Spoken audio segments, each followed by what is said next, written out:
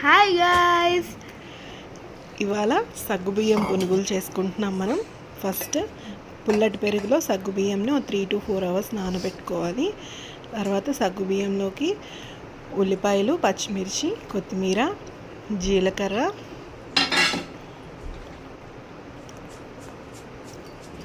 Add చేసుకోవాలి. ఆ తర్వాత సాల్ట్ యాడ్ చేయాలి. అండ్ దాని తర్వాత బియ్యం పిండి యాడ్ చేసుకోవాలి. ఫస్ట్ వాటర్ యాడ్ చేయకుండా సగ్గుబియ్యం పెరుగు తడి ఉంటుంది కదా, అలాగా కలుపుకోవాలి పిండి. ఇన్ కేస్ ఇంకా కొద్దిగా వాటర్ అవసరం అయితే వేసుకొని పిండి రెడీ చేసుకోవాలి.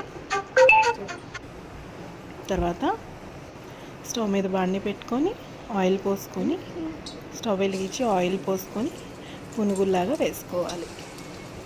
మీడియం ఫ్లేమ్లో వేయించుకుంటే గోల్డెన్ బ్రౌన్ వచ్చే వరకు పుల్ల పుల్లగా క్రిస్పీగా సగ్గుబియ్యం పునుగులు రెడీ. ఇప్పుడు మా పాప టేస్ట్ చూసి చెప్తుంది.